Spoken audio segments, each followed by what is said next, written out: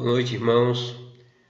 Mais uma vez nós nos encontramos aqui para juntos estudarmos a palavra do Senhor, dando sequência ao nosso estudo no livro de Êxodo. Como já disse, espero que esses estudos sejam edificantes à sua vida, como tem sido a minha. Que de fato sejamos nutridos pela palavra do Senhor. Portanto, abra a sua Bíblia lá no livro de Êxodo, capítulo de número 9, melhor dizendo. Nós faremos a leitura dos versos 8 até o versículo de número 12. Hoje, nesse estudo, nós estaremos tratando a respeito da sexta praga, as úlceras. Êxodo, capítulo de número 9, dos versos 8 até o versículo de número 12, nos diz assim a palavra do Senhor. Então disse o Senhor a Moisés e a Arão: apanhai mãos cheias de cinza de forno, e Moisés atire-a para o céu diante de Faraó. Ela se tornará em pó miúdo sobre toda a terra do Egito, e se tornará em tumores que se arrebentem em úlceras nos homens e nos animais por toda a terra do Egito. Eles tomaram cinza de forno e se apresentaram a Faraó. Moisés atirou-a para o céu, e ela se tornou em tumores que se arrebentavam em úlceras nos homens e nos animais. De maneira que os magos não puderam permanecer diante de Moisés por causa dos tumores, porque havia tumores nos magos e em todos os egípcios. Porém, o Senhor endureceu o coração de Faraó, e este não os ouviu, como o Senhor tinha dito a Moisés. Oremos, irmãos. Deus querido, nós te louvamos, nós te agradecemos por tua palavra, pela oportunidade que temos de estudá-la, Senhor, sabendo que o Senhor fala através dela aos nossos corações. Fala conosco, em nome do Senhor Jesus Cristo. Amém. Irmãos, Provérbios capítulo 27, versículo 22, nos diz: ainda que pises o insensato com mão de grau entre grãos pilados de cevada, não se vai a sua estultícia. Mesmo Faraó sendo esmagado por conta dos seus erros, a sua loucura sobrevivia. Com essas pragas, Deus estava esmagando Faraó, no entanto, seu coração não mudava em momento algum. Quando Faraó experimentava algum alívio no intervalo entre as pragas, ele parecia esquecer completamente as consequências dos seus atos. Por 5 vezes Faraó experimentou o juízo do Senhor, mas ainda assim parecia não se importar com isso. O sofrimento físico, irmãos, pode chamar a atenção de alguém de forma que nada mais possa. E nos parece aqui, irmãos, que essa praga em especial tinha esse propósito. O Senhor tinha esse propósito com essa praga. O texto então começa dizendo: então disse o Senhor a Moisés e a Arão: apanhai mãos cheias de cinza de forno, e Moisés atira para o céu diante de Faraó. Ela se tornará em pó miúdo sobre toda a terra do Egito, e se tornará em tumores que arrebentem em úlceras nos homens e nos animais por toda a terra do Egito. Como nas outras pragas, alguns estudiosos têm dito que essa doença aqui era resultado natural daquilo que havia acontecido anteriormente. Alguns têm defendido, irmãos, que as moscas da quarta praga, que estiveram sobre as carcaças do gado que havia morrido com a quinta praga, essas moscas teriam apanhado essa doença e depois transmitido essa doença aos homens e aos demais animais. Mas evidentemente o texto bíblico nada nos diz a respeito disso, muito pelo contrário, descreve o início de tudo aquilo. A mão do Senhor pesava sobre eles, sobre os egípcios, de uma forma terrível, de uma forma dolorosa que ameaçava suas vidas. A palavra de Deus descreve essa situação como inflamações da pele que estouravam em feridas. Essa doença, irmãos, parece ser a mesma descrita lá em Deuteronômio 28, quando na ocasião Moisés adverte os israelitas o que lhes aconteceria caso eles se esquecessem da lei de Deus, caso eles não guardassem a lei de Deus. Desculpa, o texto lá nos diz: o Senhor te ferirá com as úlceras do Egito, com tumores, com sarna e com plurido, que não possas curar-te. O Senhor te ferirá com úlceras malignas nos joelhos e nas pernas, das quais não te possas curar, desde a planta do pé até ao alto da cabeça. Percebam, irmãos, que as pragas estavam cada vez mais próximo das pessoas. As 5 primeiras pragas tinham causado, evidentemente, problemas seríssimos. Os egípcios viram seus rios se transformarem em sangue. Eles haviam perdido rebanhos de gado, mas nada os afligiam tanto e de forma tão dolorosa como essa praga que os deixavam enfermos, desde, como diz o texto, a cabeça até aos pés. É isso que o texto nos diz. Com isso, irmãos, evidentemente, Deus mostrava que o Deus de Israel tem poder, é soberano sobre os seus corpos.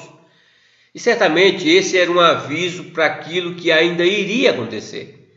Como disse, as pragas estavam se aproximando, as pragas estavam cada vez mais próximos deles. Era um aviso de que suas vidas corriam um grande perigo. A praga vinha de Deus e aconteceu sem aviso prévio. Essa praga, irmãos, era milagrosa no seu método. Moisés e Arão pegaram cinzas e jogaram ao ar, e essas cinzas se tornaram, como diz o texto, em pó miúdo sobre toda a terra do Egito. O que aconteceu a seguir foi igualmente miraculoso, milagroso. Aquele pó fez que muitos tumores nascessem, mas apenas nos egípcios. Como já afirmamos, Deus usou as pragas para fazer distinção entre o seu povo e o povo de Faraó, os egípcios. O Egito estava atormentado, chorava. O Egito estava sendo massacrado por essa doença, enquanto os israelitas estavam protegidos. Essa era, irmãos, mais uma maneira, mais uma vez, do Senhor demonstrar que Ele tinha poder sobre toda a criação, que só Ele é soberano sobre todas as coisas. O que nós podemos aprender sobre isso? Descansar, colocar as nossas vidas nesse Deus soberano, entender que Ele age e em tudo que Ele faz, Ele tem como propósito o bem dos seus filhos. Mas certamente essa praga tão dolorosa, certamente levou muitos egípcios a se perguntarem: qual o remédio para essa doença? Como eu posso ser curado dessa doença? Irmãos, como nas 5 pragas Deus enviou sobre o Egito, que o Senhor havia enviado sobre o Egito, essa praga aqui também, certamente essa praga tinha 3 objetivos. O primeiro era aquilo que nós já tratamos anteriormente. O Senhor tinha como objetivo anular os deuses do Egito, anular os deuses de Faraó. Segundo os próprios feiticeiros, de Faraó, eles foram também humilhados. Eles tiveram que entender que essa praga vinha desse Deus, o Deus de Israel. Eles tiveram que ver isso. Em terceiro lugar, o coração de Faraó estava cada vez mais endurecido. Ao longo de todos esses fatos aqui, nós vamos ver que o propósito de Deus era glorificar a si mesmo, assim como todo o Êxodo, essa parece ser a mensagem central. Exaltar-se a si mesmo como o único Deus, na medida em que os deuses de Faraó eram um por um derrotados. Essa praga, irmãos, provava que os deuses do Egito não tinham poder para curar, não tinham poder para proteger contra nenhuma doença. Era para isso que o Senhor se manifestava, era com esse propósito que o Senhor se manifestava. Os egípcios, que eram bem conhecidos por seu interesse pela medicina, eles viam a sua religião como um meio de cura. Muitos adoravam Amon-Rê, o Deus Criador, a quem um texto antigo, um texto egípcio, o descreve como aquele que dissolve males e dissipa doenças, um médico que cura. Dentre outros deuses ligados ao bem-estar físico, a divindade mais adorada em todo o Egito era uma deusa conhecida como Sekhmet. Aliás, seus sacerdotes formaram uma das fraternidades médicas mais antigas. Eles criam nesse Deus, eles adoravam esse Deus, e através dessas pragas o Senhor estava mostrando que seus deuses eram completamente nulos. Essa praga, a praga dos tumores, certamente era um ataque a todos os deuses e deusas que os egípcios confiavam que podiam curar. Irmãos, quando a palavra de Deus diz que o Senhor também contra os deuses executou o Senhor juízo, como o Senhor fala lá em Números capítulo 33, versículo 4, está falando de forma abrangente, porque Deus derrotava todo o panteão egípcio. Talvez isso explique porque o Senhor enviou tanta variedade de praga aos egípcios. Ele estava expondo a impotência da sua idolatria, fazendo com que todos os ídolos falhassem em cada área da sua especialização. Era isso que o Senhor estava fazendo na terra do Egito. E certamente muitos começaram a perceber isso.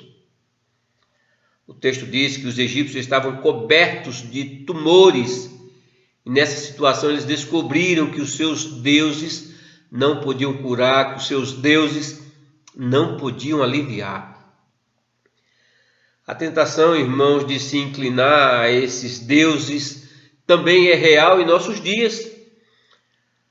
A medicina nas últimas décadas progrediu imensamente e doenças antes perigosas foram quase erradicadas.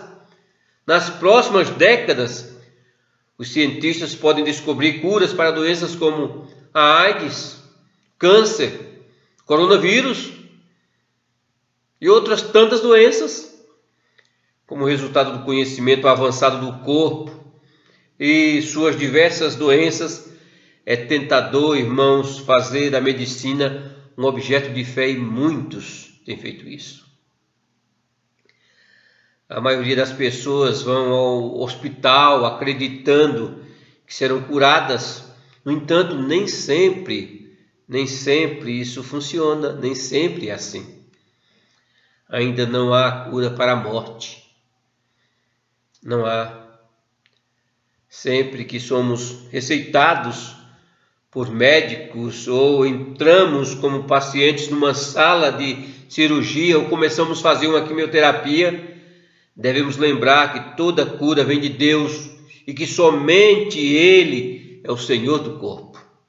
Devemos lembrar que somente Ele é aquele que pode sarar. Aqui o Deus dos céus, Deus da terra, estava humilhando os deuses do Egito, bem como os magos e o próprio Faraó. Eles eram testemunhas do poder absoluto de Deus e eles não podiam se esquecer disso. Eles estavam vivendo isso. Essa praga, irmãos, era diferente. Essa praga era diferente. Eu chamo a sua atenção para isso. Eles não só não podiam fazer nada, bem como foram afligidos diretamente por esses tumores. Para entender o quanto Deus humilhou os magos de Faraó, nós devemos entender aquilo que Deus pede a Moisés. Porque o Senhor descreve que Moisés deveria pegar cinzas e jogar para o ar. Por quê? Porque o Senhor pede isso. O texto aí nos diz: apanhai mãos cheias de cinza de forno, e Moisés atire-a para o céu diante de Faraó. Moisés aqui, irmãos, estava fazendo algo que os sacerdotes egípcios frequentemente faziam. Os sacerdotes de Faraó costumavam carregar cinzas e que em seus rituais essas cinzas eram jogadas ao ar como sinal de bênção. Percebe? O que Deus estava fazendo ou aquilo que o Senhor estava ensinando aos egípcios, aos sacerdotes de Faraó. Deus tomou esse ritual e transformou em maldição, não em bênção. E o tipo de forno mencionado aqui, a cinza, era provavelmente do forno que era usado para queimar tijolos. O forno que era então um símbolo da opressão dos hebreus, do suor, das lágrimas que estavam derramando por fazer tijolos para Faraó, para os egípcios. Agora a própria cinza castigaria os seus opressores. Deus estava fazendo da maldição de Israel uma bênção e transformando a bênção do Egito numa maldição. Outra coisa que tornou essa praga extremamente humilhante foi que com ela, irmãos, os magos não podiam exercer seus rituais religiosos. O Senhor cortou esse privilégio. Os sacerdotes de Faraó, por estarem cobertos de ferida, eles eram incapacitados de realizar seus cultos. Eles eram considerados impuros, dessa forma eles não poderiam estar diante dos seus deuses. Ao negar o acesso às suas divindades, Deus estava zombando dos magos. Deus estava zombando dos deuses a quem eles adoravam. Irmãos, sua derrota foi tão completa, sua humilhação foi tão absurda, que o livro de Êxodo nunca mais menciona seus nomes. A última vez que o texto bíblico fala a respeito deles, é aqui, no versículo 11, a última vez. De maneira que os magos não podiam permanecer diante de Moisés por causa dos tumores. Nunca mais a palavra de Deus menciona esses magos. Eles simplesmente não conseguiam suportar tanto sofrimento e tinham que sair para se coçar, para tratar de suas feridas, tentar pelo menos algum alívio. Irmãos, tudo isso tinha um significado espiritual muito mais profundo. Os feiticeiros não conseguiam ficar na presença do santo profeta de Deus. Da mesma forma, a palavra de Deus nos ensina que os perversos não prevalecerão no juízo, nem os pecadores na congregação dos justos. Isso foi verdade para os feiticeiros de Faraó, será verdade para aqueles que não aceitarem o Senhor Jesus Cristo como seu único e suficiente Salvador. A menos que estejamos cobertos com a sua justiça pela fé no Senhor Jesus Cristo, nunca nós poderemos estar diante de Deus. A palavra de Deus, irmãos, profetiza que com doença infinitamente mais grave serão punidos aqueles que deram as costas para o Senhor, aqueles que desprezaram o conselho do Altíssimo. Guardando as devidas proporções, a praga voltará no juízo final.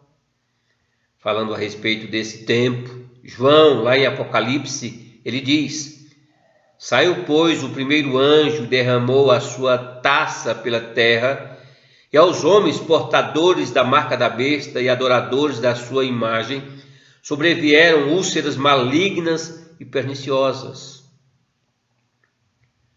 Haverá um dia em que aqueles que rejeitaram o Senhor, o Salvador, aquele que realmente tem o poder de curar, os que rejeitaram ao Senhor, eles serão atormentados. Nós veremos essa praga novamente, evidentemente numa intensidade como nunca antes foi vista. Isso aconteceu no Egito, isso acontecerá novamente. Faraó viu tudo isso, mas qual era a condição do coração de Faraó? Infelizmente, a praga das úlceras, irmãos, terminou da mesma maneira que todas as outras pragas terminaram, com o endurecimento do coração de Faraó. Mesmo depois que seus deuses foram humilhados, o seu coração não cedeu. E aqui, irmãos, pela primeira vez, a Bíblia diz explicitamente que Deus foi aquele que endureceu o seu coração. Vejam que depois de cada uma das 5 primeiras pragas, o texto bíblico nos diz: o coração de Faraó se endureceu. No entanto, dessa vez diz que Deus endureceu o coração de Faraó. Versículo 12 aí nos diz: porém o Senhor endureceu o coração de Faraó, e este não os ouviu, como o Senhor tinha dito a Moisés. O texto bíblico, irmãos, nos confronta com o mistério da soberania de Deus e da responsabilidade humana. Essas duas verdades são tratadas na palavra de Deus por igual, nós podemos dizer. Ambas as afirmações são verdadeiras, como já disse noutra ocasião. Faraó endureceu seu coração para as verdades de Deus, e Deus mesmo endureceu seu coração. Deus mesmo endureceu o coração de Faraó. Nós podemos perguntar, mas como essas duas afirmações podem se reconciliar? Qual é a relação entre elas? Alguns estudiosos argumentam que Deus não endureceu o coração de Faraó até que Faraó não o fizesse. Até que Faraó não desejasse isso de fato. Eles concluem dizendo que quando Deus endureceu o seu coração, ele estava simplesmente confirmando a decisão que Faraó já havia tomado. Assim, o resumo da história é que Deus endurece aqueles que se endurecem. Isso, irmãos, geralmente é verdade. É verdade. Deus faz isso. Deus age dessa forma. No entanto, devemos lembrar que mesmo antes de Faraó endurecer seu coração, o Senhor já havia dito lá em Êxodo, capítulo 4, versículo 21, eu lhe endurecerei o coração para que não deixe o povo ir. Embora seja verdade que Faraó endureceu seu coração, seu próprio coração, a verdade mais profunda, irmãos, é que isso fazia parte do plano soberano do Senhor, do plano soberano do nosso Deus, do Deus de Israel. Mas ainda assim podemos perguntar, diante dessa situação, diante de uma situação como essa, qual seria a saída para Faraó? Uma maneira de responder essa pergunta é ver o que muitas pessoas fizeram em situações semelhantes.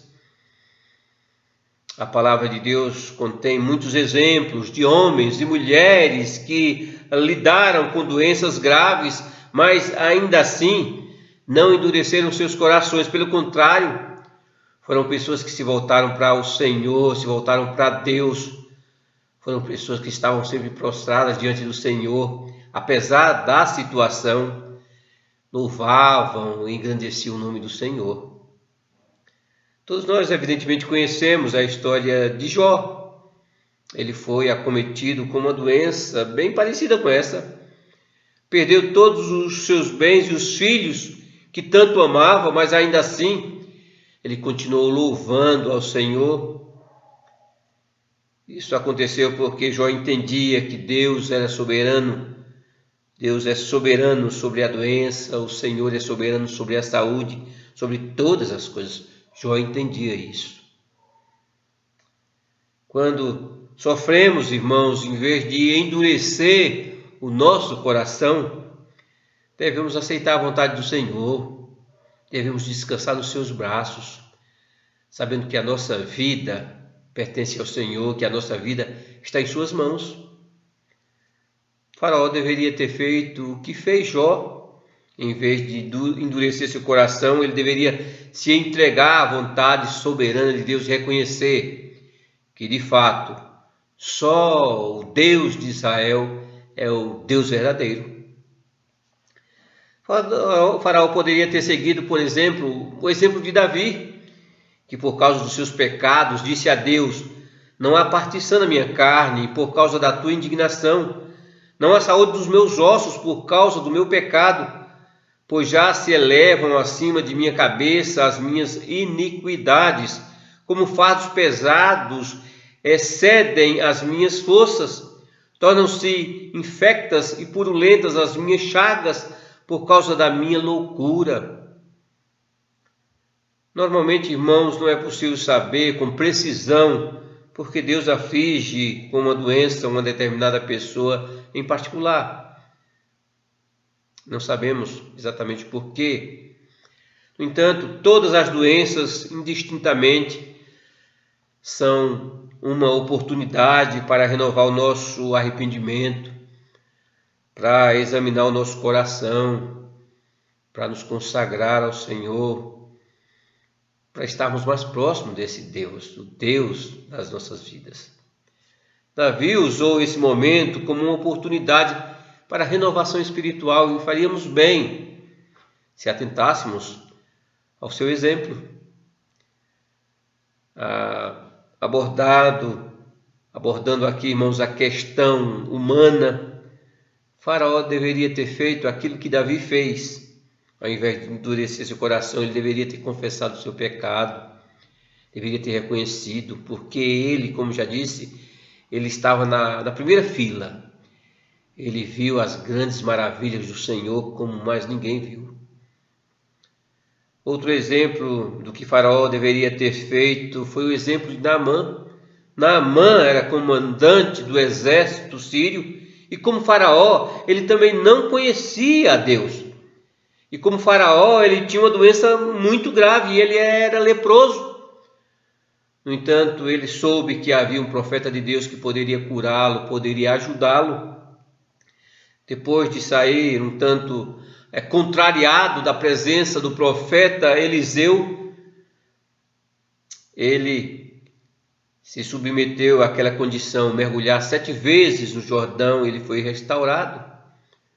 Se Faraó tivesse feito o que Naamã fez, certamente o coração de Faraó seria curado.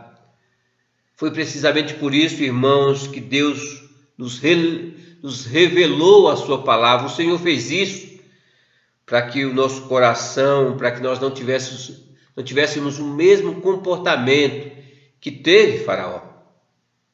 Aliás, há um exemplo maravilhoso no Evangelho de Marcos que fala de uma mulher que estava tão doente, que sofria de uma hemorragia há 12 anos. Sua situação era complicada, desesperadora, e a cada dia ela morria um pouco mais.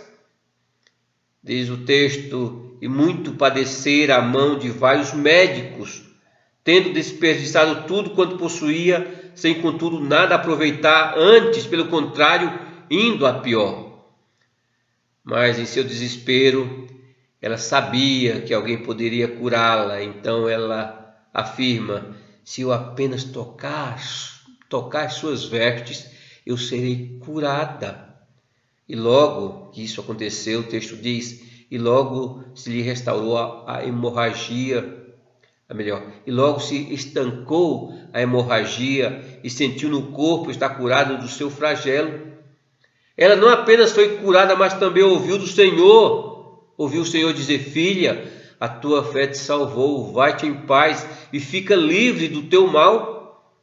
A tua fé te salvou. Um dia, irmãos, essa promessa se tornará realidade para todo filho de Deus, quando a morte já não mais existirá, já não haverá luto, nem pranto, nem dor, como disse João lá em Apocalipse. Ou seja, a esperança do céu, irmãos, nos lembra que sempre que tivermos problemas, não podemos endurecer os nossos corações, mas nos voltarmos para o Deus que cura, o Deus que sara, o Deus que restaura, porque Ele não mudou, Ele continua sendo exatamente o mesmo Deus. Conta-se, irmãos, que um grande servo do Senhor, um homem consagrado ao Senhor, ele era constantemente atormentado por uma saúde frágil e morreu aos 39 anos. Mas ele foi alguém que aprendeu a viver para o Senhor, independente da situação em que vivia. Numa de suas orações ele diz o seguinte: ó Senhor, cujo Espírito é tão bom e gracioso em todas as coisas, és tão misericordioso que não só as prosperidades, mas também as angústias que acontecem aos teus eleitos são os efeitos da tua misericórdia. Concede-me graça para não agir como um pagão, como alguém que não te conhece, mas como um verdadeiro crente, que eu te conheça por meu Pai, meu Deus, em todas as circunstâncias em que eu esteja. Ajuda-me a gastar o restante da minha vida te servindo, e não naquilo que é profano, pois sei que o Senhor me enviou essa doença para a minha correção. E ele conclui dizendo: concede, ó Deus, que eu possa me conformar com a tua vontade e que, doente como sou, possa glorificá-lo nos meus sofrimentos.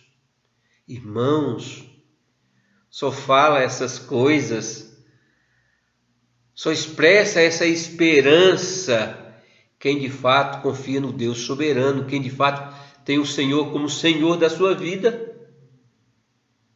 Percebe?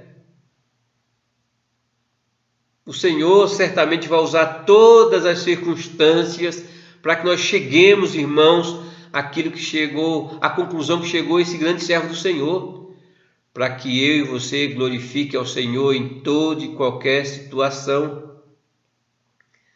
Só pode orar assim quem de fato se encontrou com a graça de Deus, quem de fato teve o seu coração amolecido pelo poder do Espírito Santo. E esse é o propósito do Senhor, é aquilo que Paulo vem dizer: aquele que começou a fazer boa obra em nossas vidas há de concluir.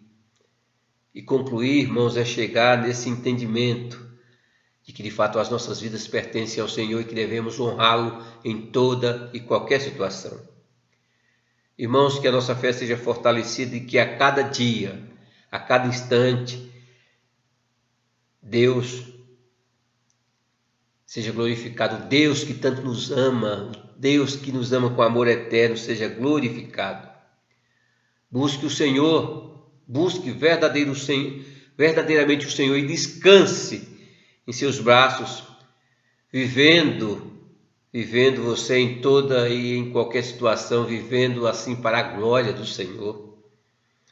Não coloque a bondade do Senhor à prova, os propósitos do Senhor à prova, ainda que não saibamos exatamente aonde o Senhor está nos levando. Confie, porque certamente o Senhor só nos leva a lugares maravilhosos. Toda e qualquer situação serve para o nosso crescimento espiritual. Que possamos, irmãos, glorificá-lo, até mesmo em nosso sofrimento. Que o Senhor grandemente nos abençoe e derrame da sua graça sobre as nossas vidas. Que o Senhor nos edifique através da sua palavra. Amém. Oremos, irmãos. Deus querido, nós te agradecemos, nós te louvamos, porque o Senhor continua sendo o mesmo Deus. Derrama sobre a vida do teu povo, da tua graça, da tua misericórdia. Abre o nosso entendimento para compreender a tua palavra. Deus dos céus, edifica-nos. Faz isso para a glória do teu nome, em nome do Senhor Jesus Cristo. Amém. Que você tenha uma semana abençoada. Na próxima quarta-feira voltaremos a estudar a sequência desse texto, do texto de Êxodo. Que o Senhor nos abençoe grandemente. Amém.